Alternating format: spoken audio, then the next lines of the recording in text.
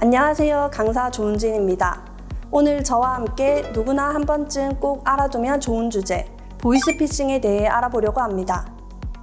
보이스피싱은 연세가 많으신 어르신들이나 스마트폰 사용이 익숙하지 않은 분들만 당하는 일이라고 생각하는 분들 계실 텐데요.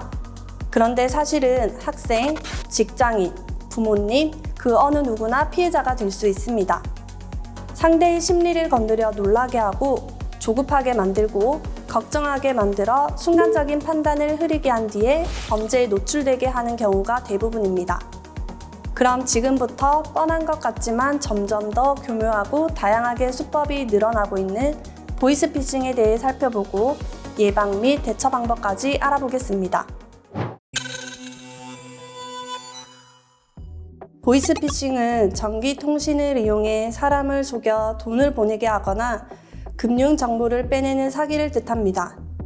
실제 수법에는 전화 통화뿐 아니라 문자, 악성 앱 설치 유도, 메신저 연계 등이 함께 사용되는 경우가 많습니다.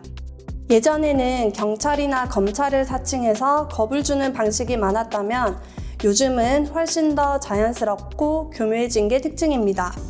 경찰, 검찰 사칭은 물론이고 택배기사, 카드회사 직원, 은행 직원을 사칭하기도 하고 자녀나 가족인 척 접근하기도 합니다.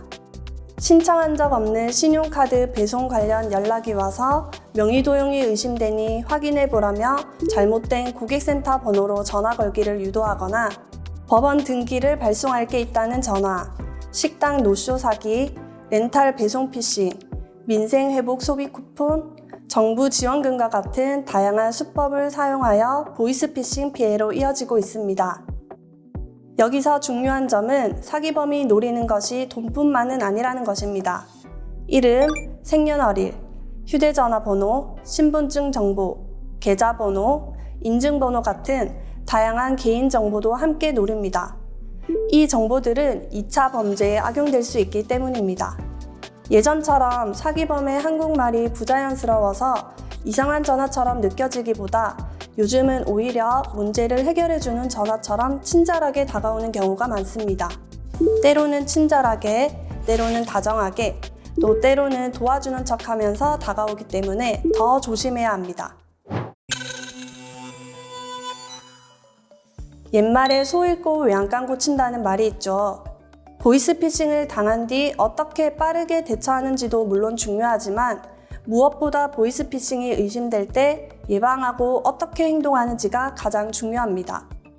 평소 예방법을 기억해 두시면 좋습니다. 첫째, 모르는 전화나 문자를 바로 믿지 않습니다. 상대가 택배기사, 카드사 직원 혹은 경찰이라고 하더라도 일단 한번 의심하는 습관이 필요합니다. 말투가 친절하고 내 이름을 알고 있고 생년월일 일부를 안다고 해서 진짜라고 믿어서는 안 됩니다. 둘째, 상대가 알려준 번호로 절대 다시 전화하지 않습니다. 보이스피싱은 이 번호로 연락해보세요 하면서 피해자가 스스로 다음 통화로 넘어가게 만드는 경우가 많습니다. 이럴 때는 절대 그 번호를 믿지 말고 내가 직접 공식 홈페이지, 공식 앱 등에서 정확한 대표번호를 확인한 뒤에 연락해야 합니다. 가능하다면 현재 사용 중인 휴대전화가 아닌 다른 전화기로 확인 및 전화를 하는 것이 좋습니다. 셋째, 전화나 문자에서 금전적인 이야기가 나오면 일단 전화를 끊습니다. 안전계좌, 보증금, 수수료, 선입금, 급한 송금 같은 말이 나오면 무조건 주의해야겠죠.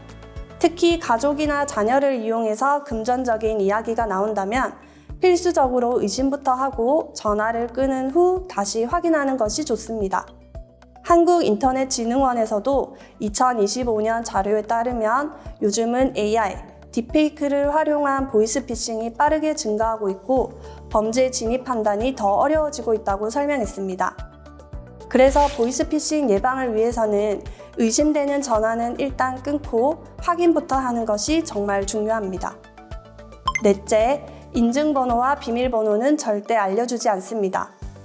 계좌 비밀번호, 카드번호, 주민등록번호, 보안카드 번호, 문자 인증번호는 누구에게도 쉽게 알려주면 안 됩니다. 다섯 번째, 의심되는 문자 링크는 바로 누르지 않습니다. 해외 결제 문자, 택배 문자, 환불 문자, 결제 완료 문자는 사람을 놀라게 만들기 쉽습니다. 하지만 그럴수록 문자 속 링크를 누르지 말고 공식 앱이나 공식 고객센터를 통해서 본인이 직접 확인하는 것이 중요합니다. 문자 링크, 악성 앱 중심의 사기를 보통 스미싱이라고 하는데요. 문자로 링크를 보내고 악성 앱을 설치하게 한 뒤에 전화로 검사, 은행, 경찰 등을 사칭하며 속이거나 반대로 전화로 겁을 준 뒤에 문자로 가짜 사이트 링크를 전송하는 방식으로 문자와 전화 수법이 한 사건 안에서 같이 엮여 나타나는 경우가 많기 때문에 의심되는 문자 링크를 함부로 누르지 않는 것도 매우 중요합니다. 6번째, 가족끼리 미리 약속을 정해두면 좋습니다. 예를 들어 돈을 보내달라는 연락이 오면 꼭 전화로 다시 확인하기, 가족끼리만 아는 단어나 숫자로 서로를 한 번 더 확인하기, 비상시 서로를 확인할 수 있는 예상 질문 등을 미리 정해두시면 실제 상황에서 큰 도움이 됩니다. 안타깝게도 보이스피싱은 신고 한 번으로 모든 것이 바로 해결되는 일이 아니라 절차가 다소 복잡하고 번거롭게 느껴질 수 있습니다. 그래서 중요한 포인트를 미리 알고 계시면 실제 상황에서 훨씬 침착하게 대응하실 수 있습니다. 첫 번째, 돈을 이미 송금했다면 가능한 한 즉시 신고해야 합니다. 돈을 보냈다면 입금한 금융회사 또는 송금한 금융회사 콜센터에 즉시 연락하거나 방문을 하셔서 피해 신고와 계좌 지급 정지를 요청합니다. 모바일이나 인터넷 뱅킹에 긴급 신고 메뉴가 있다면 활용하는 것도 방법입니다. 또한 경찰 112, 금융감독원 1332, 피싱 통합상담 신고 1394를 통해서도 도움을 받을 수 있습니다. 두 번째, 개인정보를 넘겼거나 악성 앱이 의심되면 휴대전화를 바로 조치해야 합니다. 악성 앱이 설치된 것 같다면 휴대전화를 초기화하거나 해당 앱을 삭제해야 합니다. 그런데 이때 피싱 범죄자와 주고받은 문자 내역, 전화 통화 내역, 녹음 내용 등 증거가 될 만한 부분들은 증거로 소지하고 있는 것이 좋으므로 바로 조치하기 어렵다면 그 전까지는 휴대전화 전원을 끄거나 비행기 모드로 전환하는 것이 좋습니다. 세 번째, 개인정보 노출 사실을 등록해야 합니다. 개인정보가 유출되었다면 추가 피해를 막기 위해서 개인정보 노출 사실 등록을 하는 것이 필요합니다. 이 조치는 가능하면 다른 휴대전화나 PC를 이용해 진행하는 것이 더 안전합니다. 이렇게 등록하면 신규 계좌 개설이나 신용카드 발급 등의 추가 피해를 줄이는 데 도움이 됩니다. 네 번째, 본인 계좌에 대한 지급 정지를 신청할 수 있습니다. 사기범 계좌만 막는 것이 아니라 내 계좌가 더 이상 악용되지 않도록 본인 명의 계좌에 대한 지급 정지를 신청하실 수 있습니다. 필요에 따라 영업점, 콜센터, 관련 서비스 등을 통해 조치할 수 있습니다.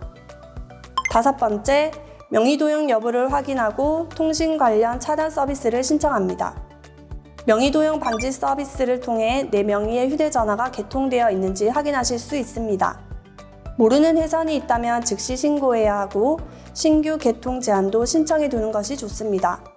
패스앱이나 카카오뱅크 앱을 통해서도 신청 가능합니다.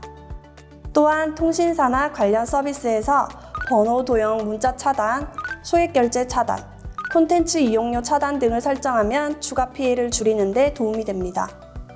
여섯 번째, 금융 차단 서비스도 함께 활용하면 좋습니다.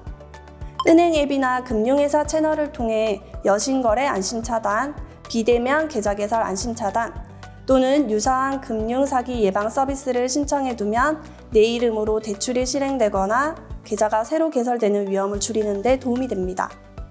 다만 실제 제공 방식은 금융회사별로 조금 다를 수 있으니 거래 중인 금융회사 안내를 함께 확인하는 것이 좋습니다.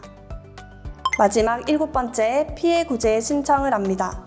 경찰서나 사이버 수사 부서에서 발급받은 사건, 사고, 사실 확인원 등 증빙 서류를 준비해서 지급 정지를 신청한 금융회사 영업점에 피해 구제 신청서를 제출해야 합니다. 보이스피싱 피해를 당하게 되면 전화 한 통으로 끝나는 것이 아니라 끝까지 후속 조치를 해야 한다는 점이 중요합니다.